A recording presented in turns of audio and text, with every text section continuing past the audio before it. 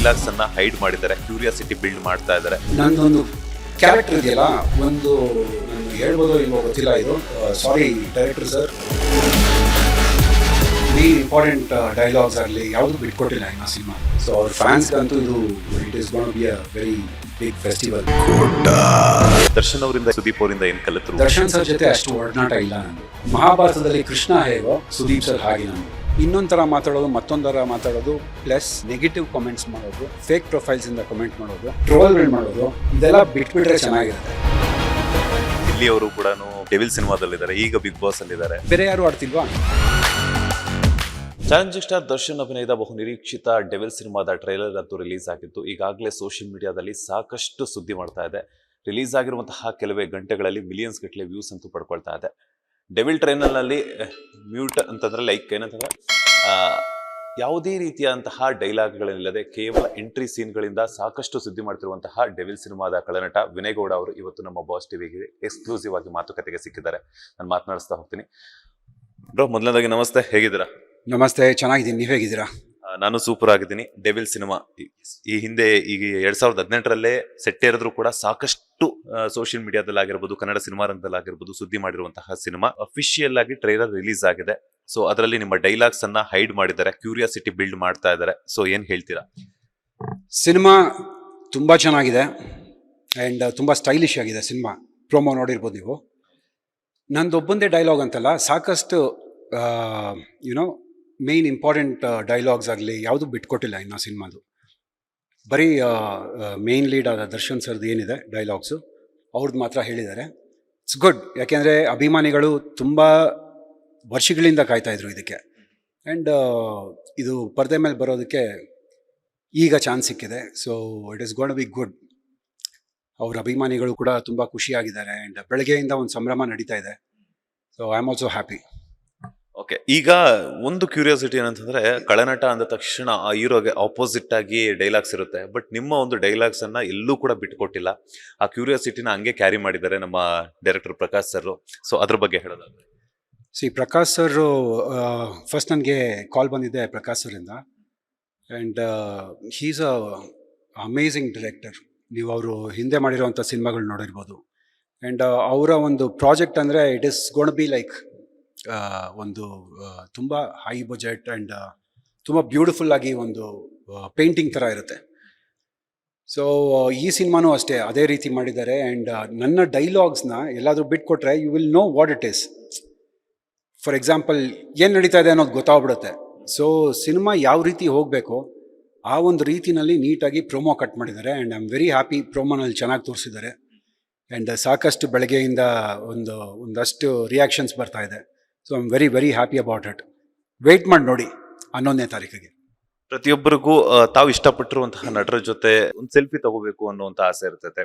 So ಅದರಲ್ಲೂ ದರ್ಶನ್ ಅವರೊಟ್ಟಿಗೆ act ಮಾಡಬೇಕು ಅಂದಾಗ ಆ ಉತ್ಸಾಹ ಇನ್ನೂ ಜಾಸ್ತಿ ಆಗ್ತಾ ಇರುತ್ತೆ. ಅವರೊಟ್ಟಿಗೆ ನೀವು ಸ್ಕ್ರೀನ್ ಶೇರ್ ಮಾಡ್ತಿದ್ದೀರಿ ಅಂದಾಗ ಹೆಂಗಿತ್ತು? ಸ್ಕ್ರೀನ್ ಶೇರ್ ಮಾಡಬೇಕಾದ್ರೆ ಏನೆಲ್ಲ ಆಯ್ತು?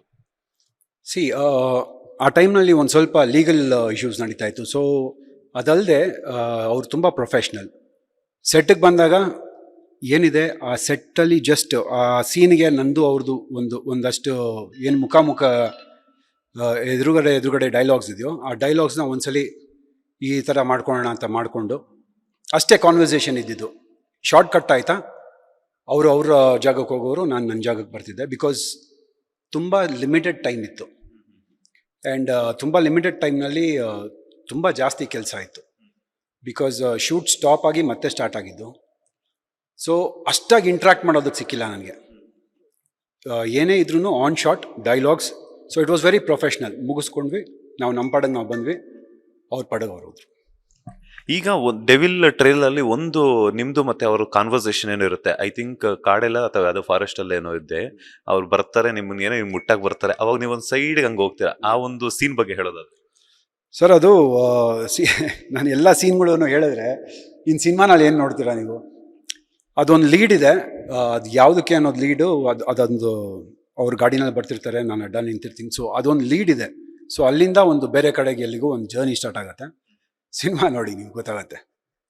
ಎಸ್, ಡೆವಿಲ್ ಸಿನಿಮಾ ಡಿಸೆಂಬರ್ 11ಕ್ಕೆ ಬರ್ತಾ ಇದೆ. ಮೊದಲು 12 ಅಂತಿತ್ತು, ಈಗ ಅಭಿಮಾನಿಗಳಿಗೋಸ್ಕರ ಒಂದಿನ ಮುಂಚಿತವಾಗೇ ಬರ್ತಾ ಇದೆ. ಸೊ ಎಲ್ಲೋ ಒಂದ್ ಕಡೆ ದರ್ಶನ್ ಅವರಿದ್ದಿಗೆ ಅವರೊಟ್ಟಿಗೆ ಇನ್ನೊಂದಷ್ಟು ಸಮಯವನ್ನ ಟೈಮ್ ಸ್ಪೆಂಡ್ ಮಾಡುವಂತಹ ಒಂದು ಅವಕಾಶ ಸಿಗ್ತಿತ್ತು. ಪ್ರಮೋಷನ್ಗಳಲ್ಲಾಗಿರ್ಬೋದು, ಈವೆಂಟ್ಗಳಲ್ಲಾಗಿರ್ಬೋದು.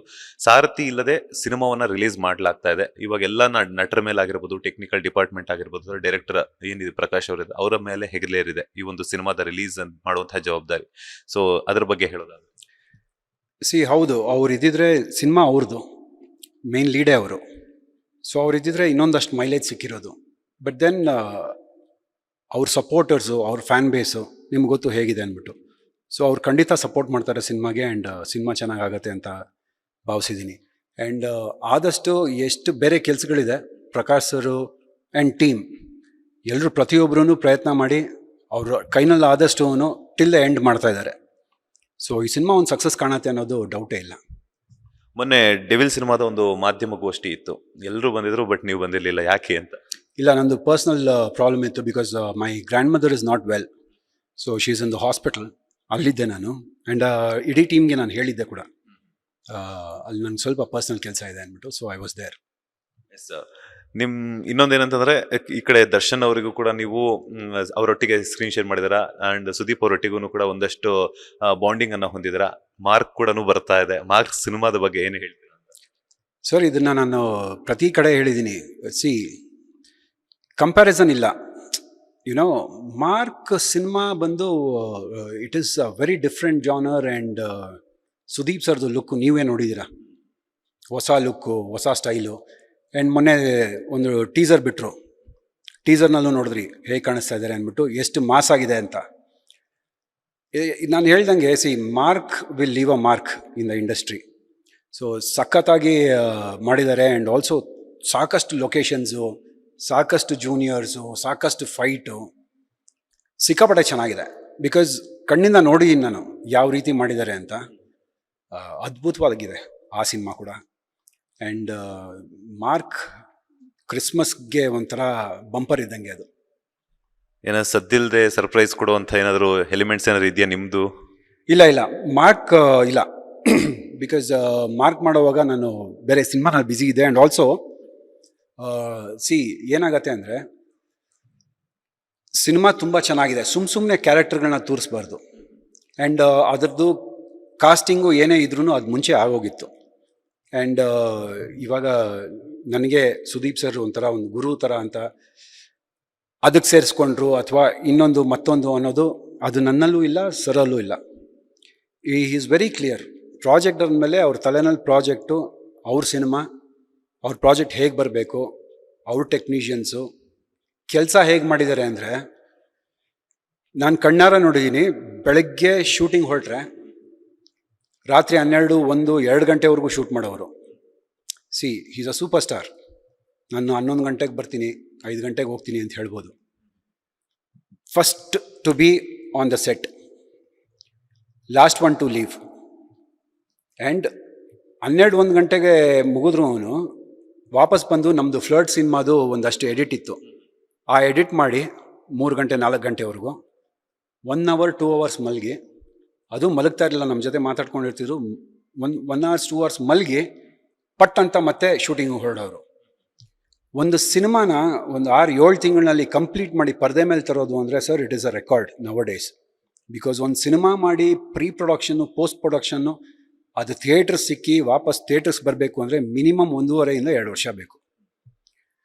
ಬಟ್ ಇಷ್ಟು ಫಾಸ್ಟಾಗಿ ಮಾಡ್ತಾ ಇದ್ದಾರೆ ಅಂದರೆ ಅವ್ರ ಅಭಿಮಾನಿಗಳಿಗೋಸ್ಕರ, ನಮ್ಮ ಕನ್ನಡ ಸಿನಿಮಾ ಇಂಡಸ್ಟ್ರಿಗೋಸ್ಕರ. ಬಿಕಾಸ್ ವರ್ಷಕ್ಕೆ ಮಿನಿಮಮ್ ಒಂದು ಸಿನಿಮಾ ಕೊಡಬೇಕು, ಒಂದು ಒಳ್ಳೆ ಬ್ಲಾಕ್ ಬಸ್ಟರ್ ಕೊಡಬೇಕು ಅನ್ನೋದು ಸರಿಗೆ ಥಾಟ್ ಇರೋದು. ಸೊ ಸಿಕ್ಕಾಪಟ್ಟೆ ಫಾಸ್ಟಾಗಿ ವರ್ಕ್ ಮಾಡಿದ್ರು, ಅಮೇಝಿಂಗ್ ಆಗಿ ವರ್ಕ್ ಮಾಡಿದ್ರು. ಎಲ್ಲದರಲ್ಲೂ ಇನ್ವಾಲ್ವ್ಮೆಂಟ್ ಇಟ್ಕೊಂಡು ಎವ್ರಿ ಸೀನ್ ಅವ್ರದ್ದು ಅಲ್ಲದೆ ಇದ್ರೂ, ಬೇರೆ ಸೀನ್ಗಳು ನಡೀತಾ ಇದ್ರು ಅಲ್ಲಿ ಇದ್ಕೊಂಡು, ಇದು ಹಿಂಗೆ ಮಾಡಿದ್ರೆ ಚೆನ್ನಾಗಿರುತ್ತೆ, ಇದು ಹಿಂಗೆ ಮಾಡಿದ್ರೆ ಚೆನ್ನಾಗಿರುತ್ತೆ ಅಂತ ಸಜೆಷನ್ಸ್ ಮಾಡಿಕೊಂಡು he has brought out the movie very well. It's a Christmas gift for every one. Sudeep ಅವರಿಗೆ ಒಡನಾಟವನ್ನು ಇಟ್ಕೊಂಡಿರುವಂತಹ ನಟರಲ್ಲಿ ನೀವು ಕೂಡ ಒಬ್ರು. ಆದ್ರೂ ಕೂಡ ನಾನು ಕೇಳ್ತಾ ಇದ್ದೀನಿ, ಒಂದ್ ಕಡೆ CCL, ಇನ್ನೊಂದ್ ಕಡೆ ಬಿಗ್ ಬಾಸ್, ಇನ್ನೊಂದ್ ಕಡೆ ಸಿನಿಮಾ, ಇನ್ನೊಂದ್ ಕಡೆ ಬೇರೆ ಬೇರೆ ಈವೆಂಟ್ಸ್, ಅವರ ಟೈಮ್ ಬ್ಯಾಲೆನ್ಸ್ ಆಗಿರ್ಬೋದು, ಟೈಮ್ ಮ್ಯಾನೇಜ್ಮೆಂಟ್ ಆಗಿರ್ಬೋದು, ಹೆಂಗಿರುತ್ತೆ ಅಂತ ಏನಾದ್ರು ತಿಳಿಸ್ಕೊಡೋದಾದ್ರೆ ನಿಮಗೆ ಗೊತ್ತಿದ್ರೆ. ಸುದೀಪ್ ಸರ್ ಮಲಗೋದು ತುಂಬ ಕಡಿಮೆ sir.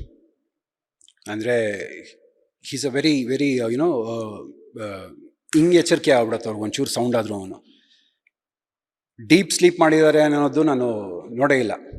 And is almost on his toes every time because 24 hours ಅವ್ರಿಗೆ ಸಾಲೋದಿಲ್ಲ. ದಿನದಲ್ಲಿ ಮೋಸ್ಟ್ಲಿ 36 hours ಅಥವಾ 72 hours ಇದ್ದಿದ್ರೆ ಸಾಕಾಗಿರೋದು ಅವ್ರಿಗೆ. ಬಟ್ 24 hours ಸಾಕಾಗೋದಿಲ್ಲ ಅವ್ರಿಗೆ because is busy with meetings. ಯಾರೋ ಒಬ್ರು ಬರ್ತಿರ್ತಾರೆ, ಏನೋ ಒಂದು ನಡೀತಿರುತ್ತೆ, ಬಿಗ್ ಬಾಸ್ ನಡೀತಾ ಇದೆ, ಮಧ್ಯದಲ್ಲಿ ಪ್ರಾಕ್ಟೀಸ್ ನಡೀತಾ ಇದೆ.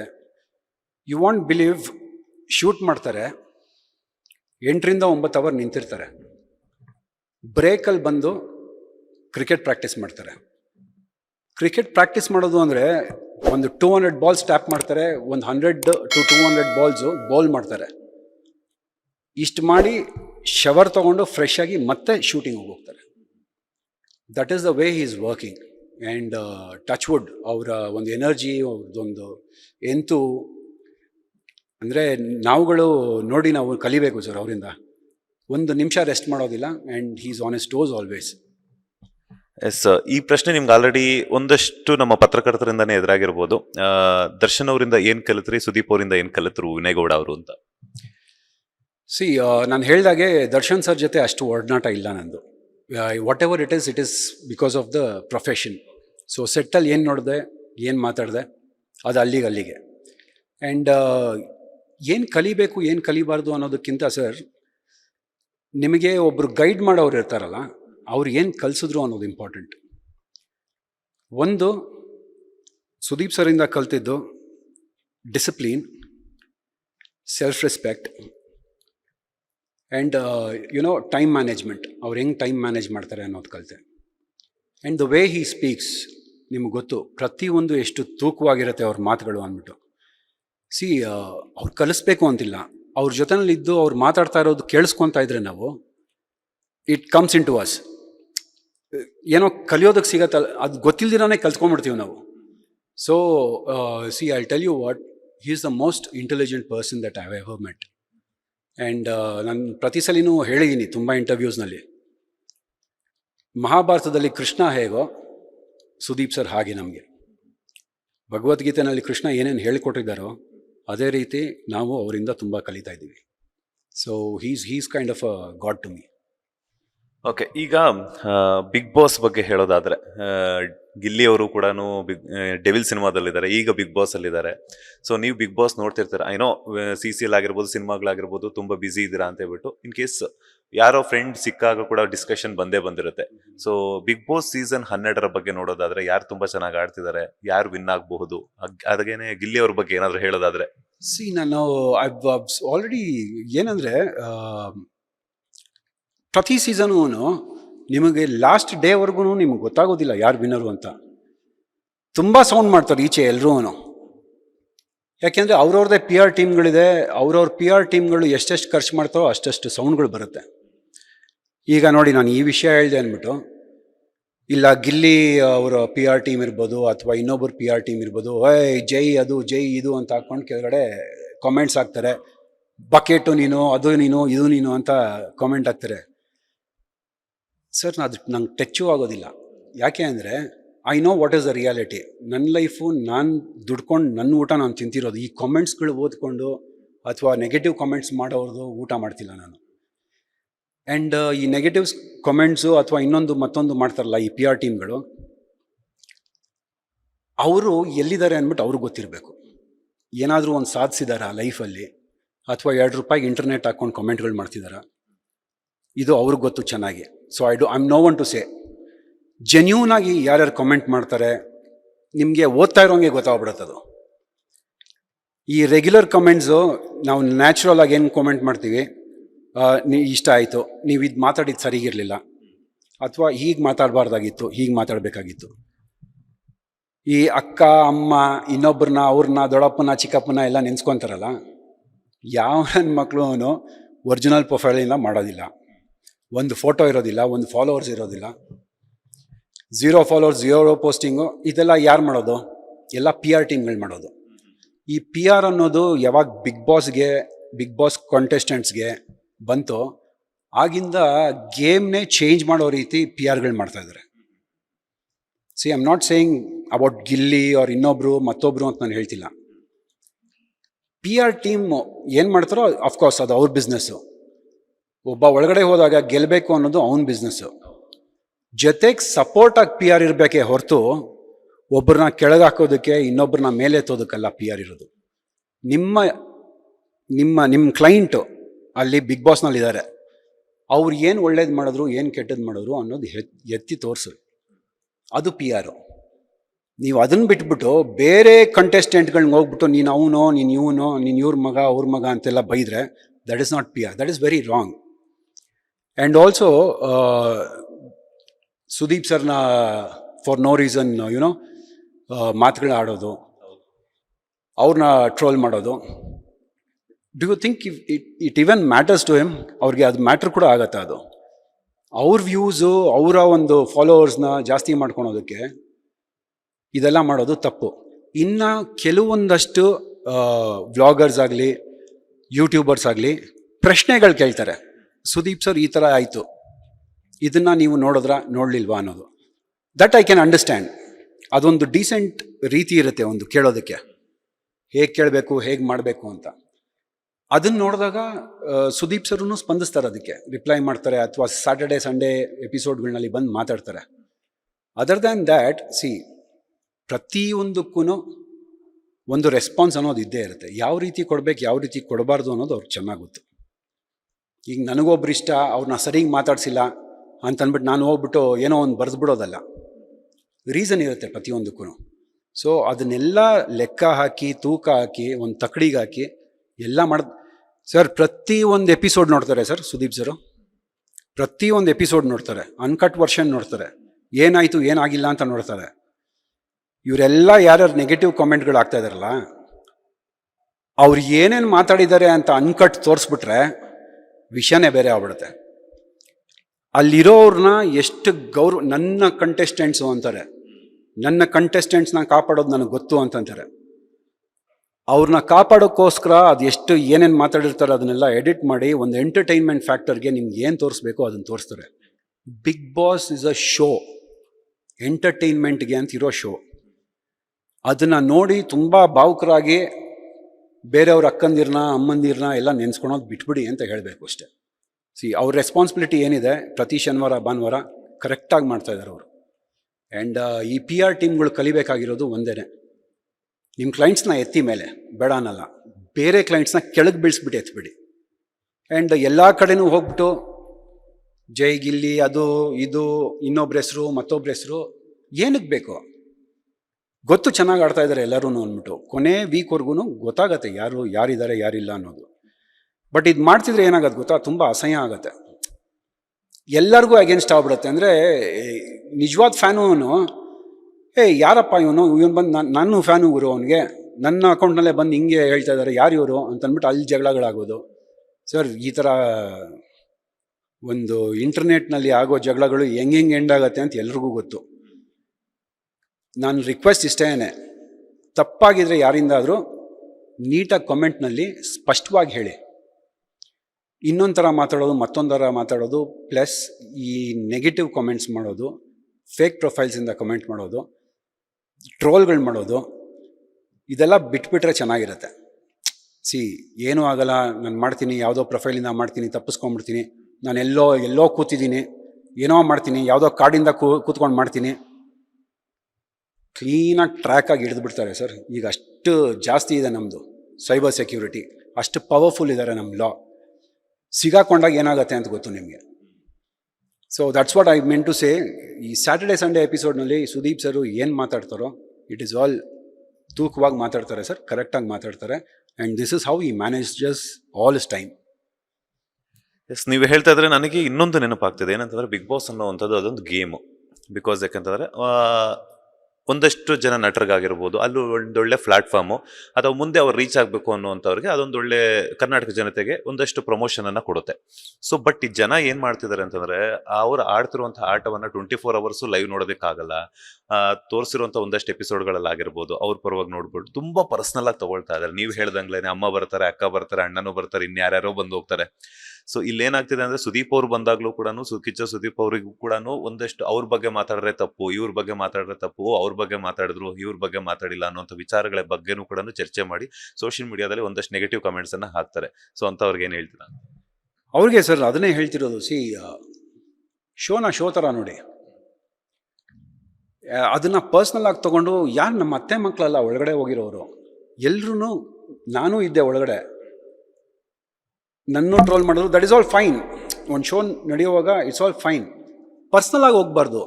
ಇವಾಗ ಯಾರೋ ಚೆನ್ನಾಗಿರೋನು, ಪಿ ಆರ್ ಚೆನ್ನಾಗಿ ಇಟ್ಕೊಂಡಿರೋನು, ದುಡ್ಡು ಖರ್ಚು ಮಾಡ್ತಿರೋನು, ಅವನಿಗೆ ಅಗೇನ್ಸ್ಟಾಗಿ ಕರೆಕ್ಟಾಗಿ ಯಾರಾದರೂ ನಿಜ ಮಾತಾಡಿದ್ರು ಹೋಗಿ ಅವರ ಫ್ಯಾಮ್ಲಿಗೆ, ಅವ್ರ ಅಕ್ಕ ತಂಗಿರಿಗೆ, ಅವ್ರಿಗೆ ಯಾರು ಪಾಸಿಟಿವ್ ಕಮೆಂಟ್ಸ್ ಹಾಕಿರ್ತಾರೆ ಅವ್ರಿಗೆ ಹೋಗಿ ಬೈಯೋದು, ಅವ್ರನ್ನ ನೆಗೆಟಿವ್ ಮಾಡೋದು, ನೀನು ಯಾರು ಅಂತ ನನಗೆ ಗೊತ್ತಿಲ್ವಾ, ನೀನೇನು ಅಂತ ನನಗೆ ಗೊತ್ತಿಲ್ವಾ ಅಂತ ಎಲ್ಲ. ಸರ್ ಯಾರು ಮಾಡ್ತಾರೆ ಇದೆಲ್ಲ? ಲೈಫಲ್ಲಿ ಏನೂ ಮಾಡೋದಕ್ಕಿಲ್ಲದೆ ತುಂಬ ಟೈಮ್ ಇರೋರೇ ಹುಡ್ಕೊಂಡು ಹೋಗಿ ಒಂದು ಪ್ರೊಫೈಲ್ನ ಓಪನ್ ಮಾಡಿ, ಅವ್ರ ಕಮೆಂಟ್ನ ಓಪನ್ ಮಾಡಿ, ಆ ಕಮೆಂಟ್ ಕೆಳಗೆ ಇನ್ನೊಂದು ಕಮೆಂಟ್ ಯಾರಿಗಿದೆ ಸರ್ ಇಷ್ಟೊಂದು ಟೈಮು? ಏನೂ ಮಾಡಿದಿರ ಬಿಟ್ಟು ಸುಮ್ಮನೆ ಕಾಲ ಟೈಮ್ ಪಾಸ್ ಮಾಡಿಕೊಂಡು ಬೆಳಗ್ಗೆ ಈ ಕೆರೆಗಳ ಹತ್ರ ಕೂತ್ಕೊಂಡು ಮಾಡೋಕ್ಕೆ ಕೆಲಸ ಇಲ್ದಿರ ಫೋನ್ಗಳು ಇಟ್ಕೊಂಡು ಮಾಡ್ತಾರಲ್ಲ ಫೇಕ್ ಅಕೌಂಟ್ಗಳಿಂದ, ಅವ್ರು ಈ ಕೆಲಸಗಳು ಮಾಡೋದು. ಜೆನ್ಯೂನ್ ಆಗಿರೋ ಅಂಥ ಮನುಷ್ಯರು, ಜೆನ್ಯೂನ್ ಆಗಿ ಕೆಲಸ ಇರೋ ಅಂಥವ್ರು ನೋಡ್ತಾರೆ, ಒಂದು ಲೈಕ್ ಹೊಡಿತಾರೆ, ಇಲ್ಲ ಒಂದು ಹಾರ್ಟ್ ಹಾಕ್ತಾರೆ. ಟೈಪೇ ಮಾಡಬೇಕು ಅಷ್ಟೊಂದು ಪ್ರೀತಿ ಇದೆ ಅಂತಂದರೆ ಒಂದಷ್ಟು ಒಳ್ಳೆಯ ವಿಷಯ ಟೈಪ್ ಮಾಡ್ತಾರೆ. ಇಲ್ಲ ನನಗಿಷ್ಟ ಆಗಿಲ್ಲ ಅನ್ನೋದನ್ನು ಸ್ಪಷ್ಟವಾಗಿ ನೀಟಾಗಿ ಅವ್ರ ಪ್ರೊಫೈಲಿಂದ ಹೇಳ್ತಾರೆ. What is the problem doing that? Fake ಪ್ರೊಫೈಲಿಂದ ಯಾಕೆ ಮಾಡ್ತೀರಾ? ಫೇಕ್ ಪ್ರೊಫೈಲಿಂದ ಮಾಡ್ತಿದ್ದೀರಾ ಅಂದರೆ ಅವ್ರು ಕಳ್ರೆ ಅಲ್ವಾ ಅವರು? So you should not take that very seriously. ಅವರು ಸರ್, ನನಗೆ ತುಂಬ ಒಂದು ಸಣ್ಣ ಫಾಲೋಯಿಂಗ್ ಇದ್ದಾರೆ, ನನ್ನನ್ನು ಫಾಲೋ ಮಾಡೋ ಅಂಥ ಒಂದು ಅಷ್ಟು ಪುಟ್ಟ ಜನರಿದ್ದಾರೆ, ಒಂದಷ್ಟು ಫ್ಯಾನ್ಸ್ ಇದ್ದಾರೆ. ಅವರೆಲ್ಲರೂ ನನ್ನ ಒಂದು ಕ್ಯಾರೆಕ್ಟರ್ ಏನಿದೆ ಆ ಕ್ಯಾರೆಕ್ಟ್ರನ್ನ ಫಾಲೋ ಮಾಡೋರು, ಆ್ಯಂಡ್ ಆಲ್ಸೋ ಅವ್ರ ಕ್ಯಾರೆಕ್ಟರ್ಗಳೂ ಹಾಗೇ ಇರೋರು. ಏನೇ ಮಾತಾಡಿದ್ರು ಯೋಚನೆ ಮಾಡಿ ತೂಕದಿಂದ ಮಾತಾಡೋರು. ಅಷ್ಟು ಫ್ಯಾನ್ಸ್ ನನಗೆ ಸಾಕು ಸರ್. ಈ ನೆಗೆಟಿವ್ ಕಮೆಂಟ್ಸು, ಪಾಸಿಟಿವ್ ಕಮೆಂಟ್ಸು ಇದೆಲ್ಲ ನಾನು ನೋಡೋದಕ್ಕೆ ಹೋಗೋದಿಲ್ಲ. 1000 ಬೈತಾರ, ಅವ್ರ ಟೈಮು, ಅವ್ರ ಇಂಟರ್ನೆಟ್ಟು, ಅವ್ರ ಕಾಲಮ್ಮು, ಬಂದು ಬೈಕೊಂಡ್ಲಿ.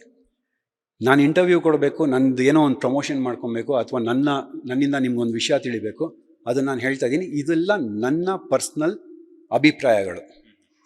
ಬೇರೆಯವ್ರ ಅಭಿಪ್ರಾಯನ ಅಥವಾ ಕಮೆಂಟ್ಸ್ನ ನಾನು ತಲೆಯಲ್ಲಿ ಹಾಕ್ಕೊಂಡು ನಾನು ಹೇಳೋದಕ್ಕೆ ಹೋಗೋದಿಲ್ಲ. Because that is not my problem. ನನಗೆ ಯಾರು ಇಷ್ಟ ಆಗ್ತಾರೆ, ಯಾರು ಇಷ್ಟ ಆಗೋದಿಲ್ಲ, ಅದು ನನಗೆ ಬಿಟ್ಟಿರೋದು. ನೀವು ಕೇಳಿದ್ರಿ, ಗಿಲ್ಲಿ ಚೆನ್ನಾಗಿ ಆಡ್ತಾವನೆ, ತುಂಬ ಚೆನ್ನಾಗಿ ಆಡ್ತಾ ಇದ್ದಾನೆ, ಬೇರೆ ಯಾರು ಆಡ್ತಿಲ್ವಾ? ಎಲ್ಲರೂ ಚೆನ್ನಾಗಿ ಆಡ್ತಾ ಇದ್ದಾರೆ. ಅವ್ರವ್ರ ಸೆಕ್ಟರ್ನಲ್ಲಿ ಅವ್ರವ್ರು ಚೆನ್ನಾಗಿ ಆಡ್ತಾ ಇದ್ದಾರೆ. ಆ ಹುಡುಗಿ ಹೆಸ್ರೇನು, ಮಂಗಳೂರು ಹುಡುಗಿ, ಏನೋ ಹುಡುಗಿ ಹೆಸರು ರಕ್ಷಿತಾನೂ ಚೆನ್ನಾಗಿ ಆಡ್ತಾ ಇದ್ದಾಳೆ.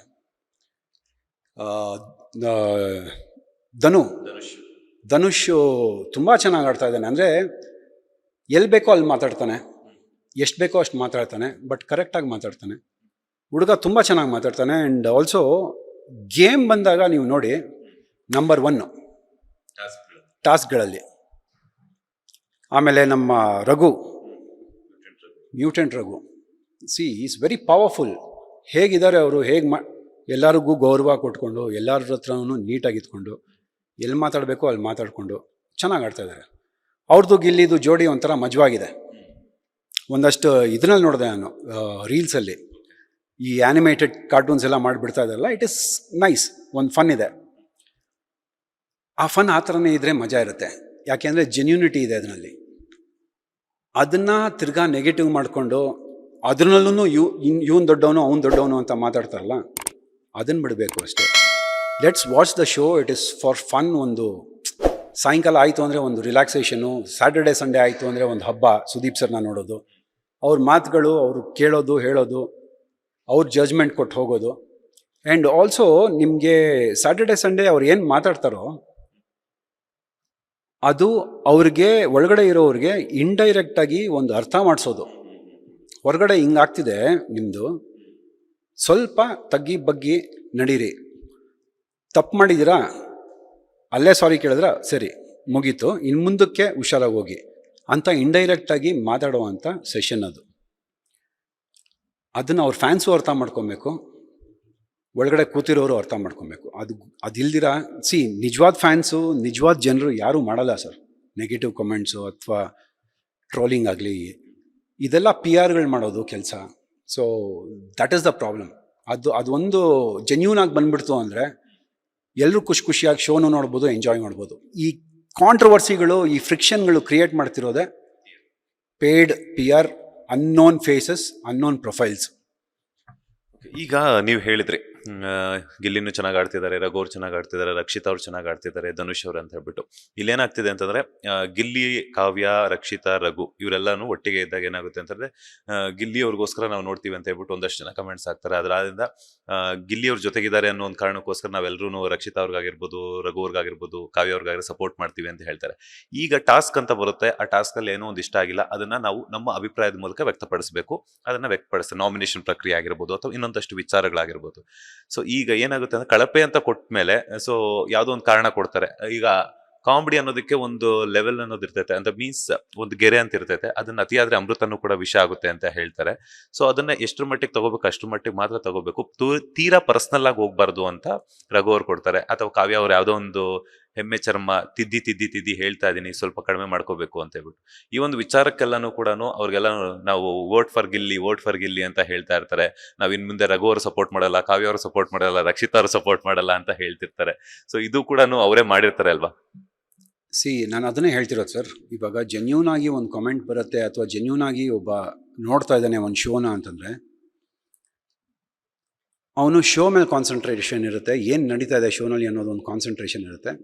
ಖುಷಿ ಪಡ್ತಾನೆ, ಇವ್ನು ಚೆನ್ನಾಗಿ ಆಡ್ದ, ಇವ್ನು ಚೆನ್ನಾಗಿ ಡೈಲಾಗ್ ಹೊಡ್ದ, ಇವ್ನು ಚೆನ್ನಾಗಿ ಟಾಸ್ಕ್ ಮಾಡ್ದ, ಈ ಹುಡುಗಿ ತುಂಬ ಚೆನ್ನಾಗಿ ಮಾತಾಡಲ್ಲು, ಚೆನ್ನಾಗಿ ರೇಗಿಸಿದ್ಲು. ಅದು ಅಲ್ಲಿಗಿರಬೇಕು. ಶೋ ಮುಗೀತಾ, ನೆಕ್ಸ್ಟ್ ಇನ್ನೊಂದೇನೋ ಸ್ಟಾರ್ಟ್ ಆಗುತ್ತೆ, ಕಂಟಿನ್ಯೂ ಬೇರೆ ಯಾವುದೋ ಶೋ ಸ್ಟಾರ್ಟ್ ಆಗತ್ತೆ, ನೋಡ್ತಾ ಇರ್ತೀವಿ. ಶೋ ಮುಗಿಸ್ಕೊಂಡು ಅವ್ರನ್ನ ತೆಗೆದು ಹುಡುಕಿ, ಅವ್ರಿಗೆ ಯಾರ್ಯಾರು ಸಪೋರ್ಟ್ ಮಾಡ್ತಾ ಇದ್ದಾರೆ ಅಂತ ಅವ್ರನ್ನ ಹುಡುಕಿ, ಅವ್ರ ಪ್ರೊಫೈಲ್ಗೆ ಹೋಗ್ಬಿಟ್ಟು ಇನ್ನೊಂದು ಮತ್ತೊಂದು ಅಂತ ಹಾಕೋರು. ಎಷ್ಟು ಟೈಮ್ ಇದೆ ಅವ್ರ ಹತ್ರ, ಇನ್ನು ಯಾರು ಮಾಡ್ಬೋದು ಅದನ್ನು? ಫ್ರೀಯಾಗಿ ಕೂತ್ಕೊಂಡು ನಿಮಗೆ ನೀವು ಮಾಡಿ ಅಂತಂದರೆ ನೀವು ಮಾಡ್ತೀರಾ? ದುಡ್ಡು ಕೊಟ್ಬಿಟ್ಟು ನಿಮ್ಮ ಕೆಲಸ ರೀ ಇದು, ನೀವು ನನ್ನ ಪಿ ಆರ್ ತೊಗೊಳ್ಳಿ, ಇಷ್ಟು ಮಂತ್ಲಿ, ನನಗಿಷ್ಟು ಕಮೆಂಟ್ಸು ಇಷ್ಟು, ಇದು ಯಾರೂ ನೆಗೆಟಿವ್ ಮಾಡಬಾರ್ದು. ನನ್ನನ್ನು ನೆಗೆಟಿವ್ ಮಾಡಿದವ್ರಿಗೆಲ್ಲ ತೊಗೊಳ್ಳಿ, ನೀವು ಬಾರಿಸಿ ಅಂದ್ಬಿಟ್ಟು ಕೊಟ್ಬಿಟ್ಟು ಹೋದರೆ ನೀವೇನು ಮಾಡ್ತೀರಾ? ಡೈಲಿ ಕೂತ್ಕೊಂಡು ಹುಡುಕ್ತೀರಾ ಯಾರ್ಯಾರು ನೆಗೆಟಿವ್ ಹಾಕಿದ್ದಾರೆ, ಅವ್ರ ಪ್ರೊಫೈಲ್ಗಳಿಗೆ ಹೋಗ್ತೀರಾ, ಅವನದೇನೋ ಒಂದು ಉಳುಕ್ ತೆಗಿತೀರಾ, ಅದನ್ನು ಹಾಕ್ಬಿಟ್ಟು ಟ್ರೋಲ್ ಮಾಡ್ತೀರಾ. ಇಷ್ಟೇ ನಡೀತಾ ಇರೋದು. ಶೋನ ಶೋ ಥರ ನೋಡಿ. ಆ್ಯಂಡ್ ಸುಮ್ಮನೆ ಸಪೋರ್ಟ್, ಎಸ್, ಎಲ್ಲರಿಗೂ ಖುಷಿ ಇದೆ ಸರ್. ಶೋನಲ್ಲಿ ಚೆನ್ನಾಗಿ ಆಡ್ತಿದ್ರೆ ಖುಷಿ ಇದೆ, ಆಡಕ್ಕೆ ಬಿಡಿ ಪ್ರತಿಯೊಬ್ಬರೂ. ಇಲ್ಲ ಇವರೇ ಗೆಲ್ಲಬೇಕು, ಇವ್ರು ಗೆಲ್ಲಿಲ್ಲ ಅಂದರೆ ನಾನು ಹಿಂಗೆ ಏನು ಪೆಟ್ರೋಲ್ ಹಾಕೊಂಡು ಇದೆಲ್ಲ ಏನು ಒಂದು ಶೋಗೆ? Does it look good? ತುಂಬ ವಲ್ಗರಾಗಿ ಆಡ್ತಾ ಇದ್ದಾರೆ ಈ ನಡುವೆ ಒಂದಷ್ಟು ಜನರು ಮಾತ್ರ. ಅಂದರೆ ಅಷ್ಟು ಜನರು ಅಂದರೆ ನಾಟ್ ದ ಆಡಿಯನ್ಸ್, ಒಂದಷ್ಟು ಪಿ ಆರ್ ಟೀಮ್ಗಳು ತುಂಬ ಕೆಟ್ಟದಾಗಿ ಪಿ ಆರ್ಗಳು ಮಾಡ್ತಾ ಇದ್ದಾರೆ. Should be very careful when you do that. ನೀವು ನಿಮ್ಮ ಬಿಸ್ನೆಸ್ನ ಬೆಳೆಸೋದಕ್ಕೆ ಅಂತ ಈ ಥರ ಪಿ ಆರ್ಗಳು ಮಾಡಿದಾಗ ಜನರಿಗೆ ಹೊರಗಡೆ ಯಾರು ಮಾಡ್ತಿರೋದು ಅಂತ ಗೊತ್ತಾಯಿತು ಅಂದರೆ it will be a very bad reaction from people. Next ಎಲ್ಲೂ ಪಿ ಆರ್ ನಿಮಗೆ ಇದೂ ಸಿಗೋದಿಲ್ಲ, ಆಪರ್ಚುನಿಟೀಸು ಸಿಗೋದಿಲ್ಲ, ಎಲ್ಲೂ ಮಾಡೋದಕ್ಕೂ ಆಗೋದಿಲ್ಲ. ಒಂದಷ್ಟು ಜೆನ್ಯೂನ್ ಚಾನಲ್ಗಳಿದೆ, ಯೂಟ್ಯೂಬ್ ಚಾನಲ್ಸು, ಆಮೇಲೆ Instagram channels. Lot of followers they have, lot of videos they have posted. ಅವರ ಸ್ವಂತ ವೀಡಿಯೋಗಳು ಮಾಡಿ ಅವ್ರುಗಳು ಕೇಳ್ತಾರೆ ನೋಡಿ ಕ್ವಶನ್ಗಳು, ಜೆನ್ಯೂನಾಗಿ ಕೇಳ್ತಾರೆ. ಅವ್ರು ಹೋಗಿ ಈ ಥರ ಕೆಲಸಗಳು ಮಾಡೋದಿಲ್ಲ. ಬೇರೆಯವ್ರನ್ನ ಕೆಳಗಾಕೋದು, ಬೇರೆಯವ್ರನ್ನ ಮೇಲೆತ್ತೋದು, ಇದೆಲ್ಲ ಮಾಡೋದೇ ಇಲ್ಲ. ಇವಾಗ ನಿಮ್ಮ ಚಾನಲ್ಲು, ಇವಾಗ ನಿಮ್ಗೆ ಯಾವುದಾದ್ರೂ ಒಂದು ಸಿನಿಮಾಗೆ ಪ್ರಮೋಷನ್ಗೆ ಒಂದಷ್ಟು ಕಮರ್ಷಿಯಲ್ಸ್ ಅಂತ ಕೊಟ್ಟರೆ ನೀವು ಪ್ರಮೋಟ್ ಮಾಡ್ತೀರಾ, ಕರೆಕ್ಟ್ ಅಲ್ವಾ? ನೀವೇನು ಮಾಡ್ತೀರಾ? ಆ ಸಿನಿಮಾನ ಪ್ರಮೋಟ್ ಮಾಡ್ತೀರಾ, ಬೇರೆ ಸಿನಿಮಾ ಡಿಮೋಟ್ ಮಾಡೋದಿಲ್ಲ. ನೀವು ಹೋಗ್ಬಿಟ್ಟು ಆ ಸಿನಿಮಾ ಚೆನ್ನಾಗಿಲ್ಲ, ಈ ಸಿನಿಮಾ ನೋಡಿ ಅಂತ ಹೇಳೋದಿಲ್ಲ ಅಲ್ವಾ? ನಿಮ್ಗೆ ಏನು ಕಮರ್ಷಿಯಲ್ಸು ನಿಮ್ಮ ಕೆಲಸ, ನೀವು ದಟ್ ಈಸ್ ಯುವರ್ ಜಾಬ್. ನನಗೆ ಇಷ್ಟಿದೆ, ಈ ಸಿನಿಮಾನ ಪ್ರಮೋಟ್ ಮಾಡಬೇಕು, ಸೊ ಈ ಸಿನಿಮಾ ನಾನು ಪ್ರಮೋಟ್ ಮಾಡ್ತೀನಿ. ಅಥವಾ ದೊಡ್ಡ ಸ್ಟಾರ್ಗಳದ್ದು ಸಿನಿಮಾ, ಇವಾಗ ಫಾರ್ ದಿಸ್ ಇಂಟರ್ವ್ಯೂ ದೊಡ್ಡ ಸ್ಟಾರ್ಗಳದ್ದು ಸಿನಿಮಾ ಇದ್ದಾಗ ಅದರಲ್ಲಿ ಯಾರ್ಯಾರು ಭಾಗಿಯಾಗಿರ್ತಾರೆ ಅವ್ರದ್ದೆಲ್ಲ ಒಂದೊಂದು ರಿಯಾಕ್ಷನ್ನು, ದಟ್ ಈಸ್ ಯುವರ್ ಜಾಬ್. ಇನ್ಸ್ಟಾಗ್ರಾಮ್ನಲ್ಲಿ ಫ್ರೀಯಾಗಿ ಯಾರೂ ಹೋಗ್ಬಿಟ್ಟು ಕಮೆಂಟ್ಸು ಇದು ಮಾಡೋದಿಲ್ಲ sir. It's all paid P R. So ಆ ಪೇಯ್ಡ್ ಪಿ ಆರ್ ನೀವು ತೊಗೊಳ್ಳಿ ದುಡ್ಡು, ನಿಮ್ಮ ಬಿಸ್ನೆಸ್ ಅದು. ಪಿ ಆರ್ ಮಾಡಿ ನಿಮ್ಮ ಕಡೆಯವ್ರನ್ನ ಗೆಲ್ಲಿಸಿ, ತೊಂದರೆ ಇಲ್ಲ. ಬೇರೆಯವ್ರನ್ನ ಕೆಳಗಾಕಬೇಡಿ, ಸಪೋರ್ಟರ್ಸ್ನ ಹೋಗಿ ಅವ್ರನ್ನ ನೆಗೆಟಿವ್ ಮಾಡಬೇಡಿ. ಯಾರೋ ಒಂದು ಅವ್ರ ಮನಸ್ಸಿನಲ್ಲಿರೋ ಭಾವನೆ ಹೇಳ್ಕೊಳ್ಬೇಕು ಅಂದರೆ, ಇಲ್ಲಪ್ಪ ಅವ್ರ ಫ್ಯಾನ್ಸ್ ಬಂದು ನನಗೆ ಏನೋ ನೆಗೆಟಿವ್ ಮಾಡಿಬಿಡ್ತಾರೆ ಅನ್ನೋ ಭಯ ಇರಬಾರ್ದು ಜನರಿಗೆ. ಶೋನಲ್ಲಿ ಶೋ ಥರ ನೋಡಿ, ಅಲ್ಲಿ ಆಡ್ತಿರೋ ಕಾಂಟೆಸ್ಟೆಂಟ್ಸ್ನ ಇಷ್ಟಪಡಿ ಖುಷಿಯಾಗಿ ಸಪೋರ್ಟ್ ಮಾಡಿ. ಈ ಚಿಲ್ಲರೆ ಆಟಗಳು ಆಡಬೇಡಿ ಅಂತ ಹೇಳ್ತಿರೋದಷ್ಟೇ. ಎಸ್ ಸರ್, ಸಾಕಷ್ಟು ವಿಚಾರಗಳಂತೂ ತಿಳಿಸ್ಕೊಟ್ರಿ. ಈಗ ನೀವು ಮಾತಾಡಿದ್ದಾಗಿರ್ಬೋದು, ನಾನು ಪ್ರಶ್ನೆ ಕೇಳಿದ್ದಾಗಿರ್ಬೋದು, ಅದನ್ನ ಹಾಕಿದಾಗ ಒಂದಷ್ಟು ನೆಗೆಟಿವ್ ಕಮೆಂಟ್ಸ್ ನಮ್ಮಿಬ್ಬರಿಗೂ ಕೂಡ ಬರುತ್ತೆ. ಸೊ ತೊಂದರೆ ಇಲ್ಲ, ನಾವು ಬಿಟ್ಟಾಕೋಣ. ಯಾಕಂತಂದ್ರೆ ನಾವು ನಮ್ಮ ಕೆಲಸವನ್ನು ಮಾಡ್ತಾ ಇದ್ವಿ. ಇವಾಗ ಈ ಇಂಟರ್ವ್ಯೂ ಕೆಳಗಡೆ ನೀವು ಮುಗಿಸ್ಕೊಂಡು ಹೋಗ್ಬಿಟ್ಟು ನೋಡಿ, ನಿಮಗೆ ಒಂದು 1000 ಕಾಮೆಂಟ್ಸ್ ಬಂದಿದ್ರೆ ಅದರಲ್ಲಿ ಒಂದು 10ರಿಂದ 20 ನೆಗೆಟಿವ್ ಕಾಮೆಂಟ್ಸ್ ಇರುತ್ತೆ. ಆ 10ರಿಂದ 20 ಜಾಸ್ತಿನ ಅಥವಾ ಇನ್ನು ಉಳಿದಿರೋ ಒಳ್ಳೆ ಕಾಮೆಂಟ್ಸ್ ಜಾಸ್ತಿನಾ ನಿಮಗೆ? ಅವ್ರ ಬಗ್ಗೆ ಕಾನ್ಸಂಟ್ರೇಟ್ ಮಾಡಿ. ಇವ್ರನ್ನ ಏನು ಮಾಡಿದ್ರು ತಿದ್ದೋದಕ್ಕಾಗೋದಿಲ್ಲ. ನಾಳೆ ಇನ್ನೊಂದು ಮಾತಾಡ್ತಾರೆ, ಮತ್ತೊಂದು ಮಾತಾಡ್ತಾರೆ. ನಾನು ನಿಮ್ಮ ಹತ್ರನೇ ಅನಿಸುತ್ತೆ, ಲಾಸ್ಟ್ ಟೈಮ್ ಮಾತಾಡೋವಾಗ ವರ್ಕೌಟ್ ಮಾಡಿಬಿಟ್ಟು ನಾನು ಆಗ್ತಾನೆ ಯಾವುದೋ ಒಂದು ಈವೆಂಟ್ಗೆ ಹೋದೆ. ವರ್ಕೌಟ್ ಮಾಡಿದಾಗ ಬಾಡಿ ಪಂಪ್ ಆಗಿರುತ್ತೆ. ಇವೆಂಟ್ಗೆ ಹೋಗಿ ಒಳಗಡೆ ಹಿಂಗೆ ಎಂಟ್ರಿ ಆಗ್ತಿರೋದು ಒಂದು ವಿಡಿಯೋ ಹಾಕಿದ್ದಾರೆ. ಅದ್ರ ಕೆಳಗೆ ಒಬ್ಬ ಕಮೆಂಟ್ ಹಾಕಿದ್ದಾನೆ, ಎದೆ ನಿಗರ್ಸ್ಕೊಂಡು ನಡಿಬೇಡ ಅಂತ. ನನಗೆ ಏನು ಕೇಳಲಿ ಅಂತ ಗೊತ್ತಿಲ್ಲ ನನಗೆ. ಇವಾಗ ಎದೆ ನಿಗರ್ಸ್ಕೊಂಡು ನಡಿಬೇಡ ಅಂತಂದರೆ ಇನ್ನೇನು ಕೇಳ್ಬೋದು ನಾನು ಅವನ್ನ? ಹಾಂ, ಈ ಥರ ಕ್ವೆಶ್ಚನ್ಗಳು, ಈ ಥರ ಒಂದು ಉತ್ತರಗಳು, ಈ ಥರ ಒಂದು ಅಷ್ಟು ಕಾಮೆಂಟ್ಗಳು ಬರುತ್ತೆ. ಅದಕ್ಕೆಲ್ಲ ಉತ್ತರ ಕೊಟ್ಕೊಂಡು ಕೂತ್ಕೊಳೋದಕ್ಕಾಗಲ್ಲ ಸರ್. ಇನ್ನು ನಿಮಗೆ ಪ್ರೋತ್ಸಾಹ ಕೊಡ್ತಾ ಇರುವಂಥ ಆಡಿಯನ್ಸ್ ಇದ್ದಾರೆ, ಒಂದಷ್ಟು ಪ್ಯೂರ್ ಹಾರ್ಟೆಡ್ ಜನರಿದ್ದಾರೆ, ನನ್ನನ್ನು ಫಾಲೋ ಮಾಡುವಂಥ ಒಂದಷ್ಟು ಡಾರ್ಲಿಂಗ್ಗಳಿದ್ದಾರೆ. ಅವ್ರ ಬಗ್ಗೆ ಕಾನ್ಸಂಟ್ರೇಷನ್ ಇದೆಯಾ ಹೊರತು ನನಗೆ ಇನ್ನು ನೆಗೆಟಿವ್ ಬಗ್ಗೆ I don't even watch it. Okay, ಈಗ ತುಂಬಾ ಚೆನ್ನಾಗಿ ಯಾರ್ಯಾರು ಆಡ್ತಾರೆ ಅಂತ ಹೇಳಿದ್ರಿ. ಯಾರು ಟಾಪ್ 5 ಬರ್ಬೋದು ಕಂಟೆಸ್ಟೆಂಟ್ಸ್, ಇಂಥವ್ರಿಗೆ ಕೇಪಬಿಲಿಟೀಸ್ ಇದೆ ಅಂತ ಹೇಳ್ಬಿಟ್ಟು? ಯಾಕಂದ್ರೆ ನಿಮ್ಗೆ ಒಂದಷ್ಟು ಐಡಿಯಾಸ್ ಇರುತ್ತೆ, ಈ ಹಿಂದೆ ಸೀಸನ್ ಅಲ್ಲಿ ನೀವೆಲ್ಲ ಪಾರ್ಟಿಸಿಪೇಟ್ ಮಾಡಿದ್ರಲ್ಲ, ಹಾಗಾಗಿ. ನಾನು ಇದನ್ನ ಫುಲ್ ಕಂಪ್ಲೀಟಾಗಿ ನಾನು ಫಾಲೋ ಮಾಡ್ತಾ ಇಲ್ಲ.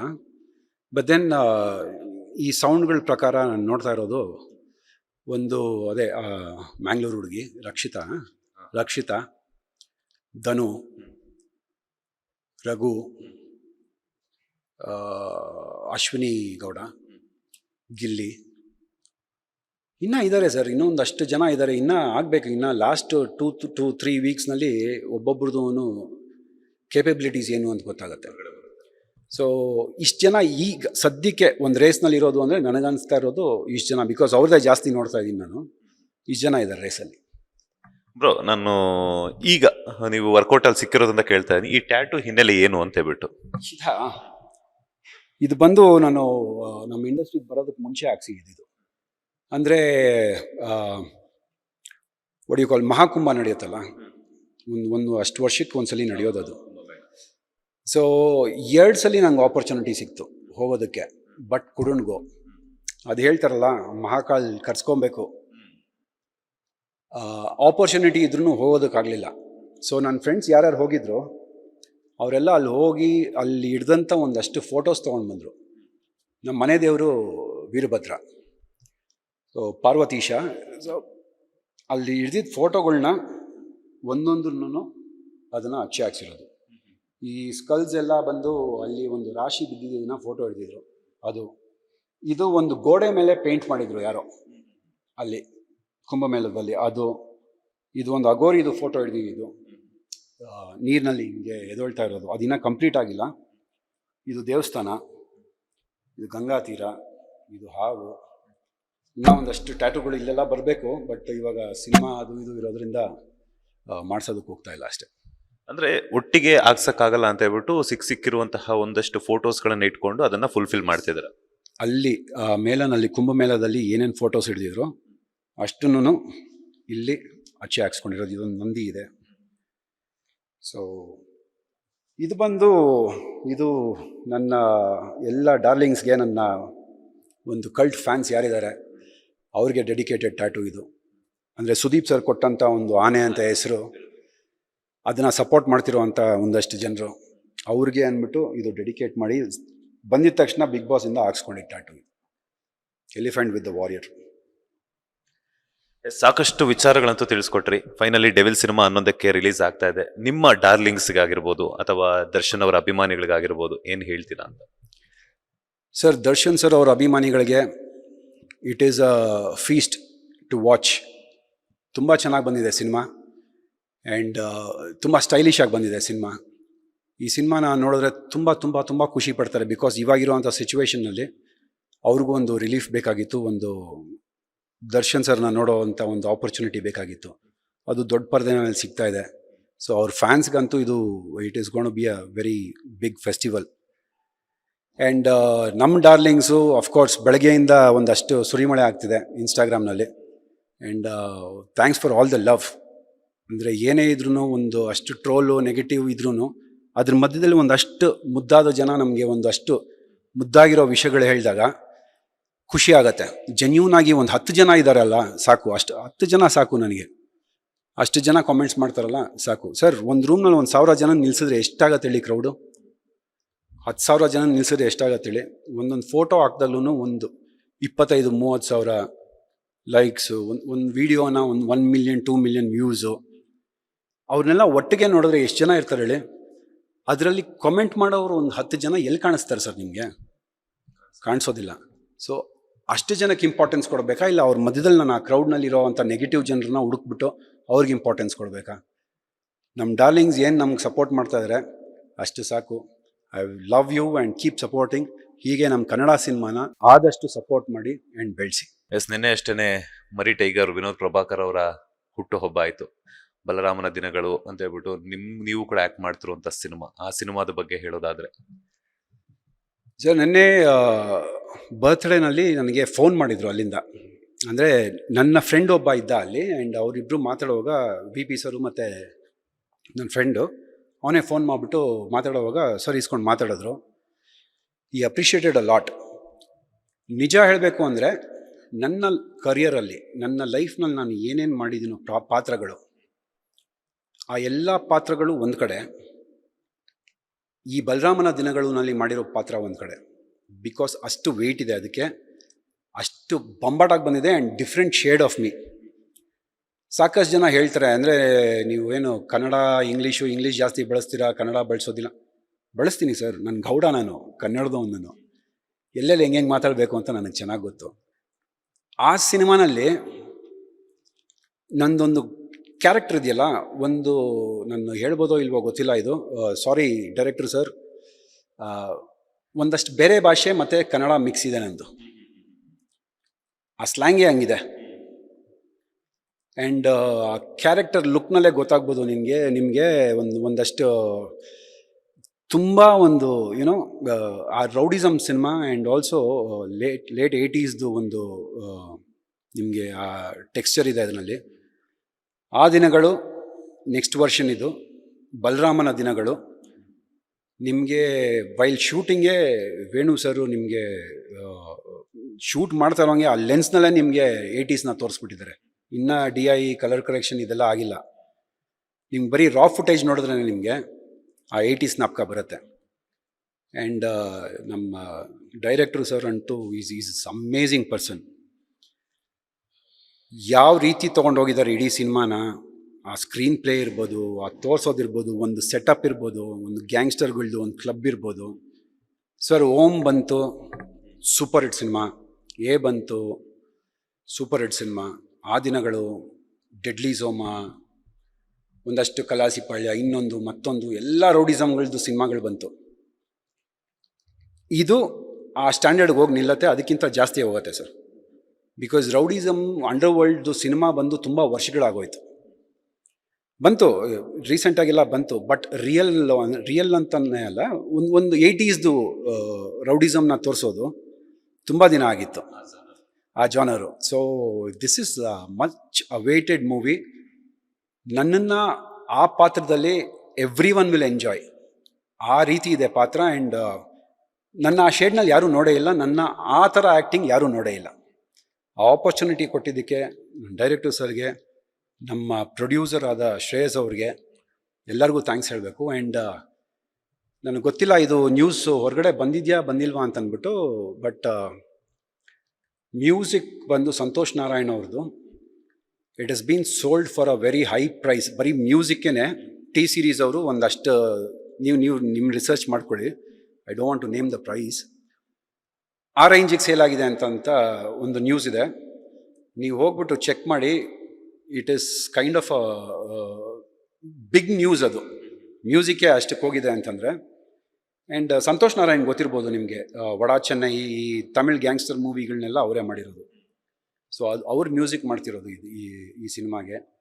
ಮ್ಯೂಸಿಕ್ಕು, BGM ಎಲ್ಲ ನೆಕ್ಸ್ಟ್ ಲೆವೆಲ್ ಇದೆ ಸರ್. ಈ ಬಲರಾಮನ ದಿನಗಳು ವಿಲ್ ಬಿ ಲೈಕ್ ಯುನೋ, ಈಗ ಓಮ್ ಅಂದರೆ ನಾವೊಂದು ನಾಸ್ಟಾಲಜಿ ಆಗಿ ಹೋಗ್ತೀವಲ್ಲ, ಆ ಫೀಲ್ ತೊಗೊಂಡೋಗುತ್ತೆ ಈ ಸಿನಿಮಾ. ಸಿನಿಮೆ ಸಾಕಷ್ಟು ವಿಚಾರಗಳಂತ ತಿಳಿಸ್ಕೊಟ್ರಿ. ಬ್ಯಾಕ್ ಟು ಬ್ಯಾಕ್ ಸಿನಿಮಾಗಳಲ್ಲಿ, ಅದ್ರ ಜೊತೆಗೆ ಪರಭಾಷೆಗಳಲ್ಲಿ ಕೂಡ ಮಿಂಚಬೇಕು ನೀವು. ಬಿಕಾಸ್ ಯಾಕಂದ್ರೆ ಆ ಎಲ್ಲ ಕೇಪಬಿಲಿಟೀಸ್ನ ನಾವು ಬಿಗ್ ಬಾಸ್ ಅಲ್ಲೇ ನೋಡಿದೀವಿ, ಅದ್ರ ಜೊತೆಗೆ ಒಂದಷ್ಟು ಪಾತ್ರಗಳಲ್ಲೂ ಕೂಡ ನೋಡಿದೀವಿ. ಥ್ಯಾಂಕ್ ಯು ಸೋ ಮಚ್ ನಿಮ್ಮ ಒಂದಷ್ಟು ಸಮಯವನ್ನು ಕೊಟ್ಟಿದ್ದಕ್ಕೆ. ಒಳ್ಳೆದಾಗ್ಲಿ, all the best. Thank you so much. ಇದಾಗಿತ್ತು ಬ್ಯಾಕ್ ಟು ಬ್ಯಾಕ್ ಸಿನಿಮಾಗಳ ಮೂಲಕ ಎಲ್ಲ ಸ್ಟಾರ್ ನಟರ ಜೊತೆ ಕಳನಟನಾಗಿ ಆರ್ಭಟಿಸ್ತಿರುವಂತಹ ವಿನಯ್ ಗೌಡ ಅವರ ಮಾತು. ಕ್ಯಾಮ್ರಾ ಪರ್ಸನ್ ರಾಘವೇಂದ್ರ ಸ್ವಾಮಿ ಜೊತೆ Manjunath Srinivas, boss TV Kannada, Bengaluru. Latest ಹಾಗೂ ಇಂಟ್ರೆಸ್ಟಿಂಗ್ ಸುದ್ದಿಗಳಿಗಾಗಿ ಬಾಸ್ ಟಿವಿ ಕನ್ನಡ ಚಾನೆಲ್ನ ಸಬ್ಸ್ಕ್ರೈಬ್ ಮಾಡಿ. ಹಾಗೆಯೇ ಬೆಲ್ ಐಕಾನ್ ಪ್ರೆಸ್ ಮಾಡಿ. ಇದರ ಜೊತೆಗೆ ಫೇಸ್ಬುಕ್, ಇನ್ಸ್ಟಾಗ್ರಾಮ್, ಎಕ್ಸ್ ನಲ್ಲೂ ಮಿಸ್ ಮಾಡದೆ ಫಾಲೋ ಮಾಡಿ.